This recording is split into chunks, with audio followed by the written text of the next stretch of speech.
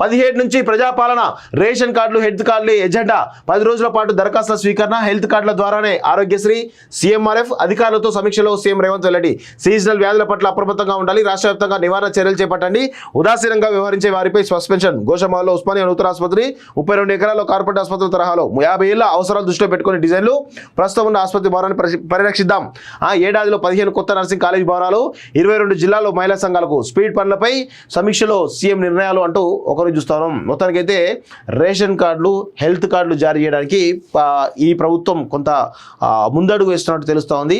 ఒకవేళ కొత్త రేషన్ కార్డులు వచ్చిన తర్వాత చాలామందికి చాలా అవకాశాలు కూడా వచ్చే అవకాశాలు, పథకాలు వస్తాయి. అదేవిధంగా ఏవైతే రైతులకు సంబంధించిన అంశాలు ఏవైతే ఉన్నాయో, ఈ రుణమాఫీ లాంటి విషయాలు ఏవైతే ఇబ్బందికరంగా ఉన్నాయో అవన్నీ కూడా సాల్వ్ అయిపోతాయి. సో హెల్త్ కార్డులు కూడా రావాల్సిన అవసరం ఉంది. ఇది కూడా మంచి మూవ్ అని చెప్పేసి మనం చెప్పొచ్చు. చూడండి, కేటీఆర్ చుట్టూ బిగుస్తున్న వచ్చు జన్వాడ ఫామ్ హౌస్ను కూల్చేట ప్రయత్నం నాకు తెలిసి ఇవాళ రేపో చేసేస్తారు, అలా నో డౌట్.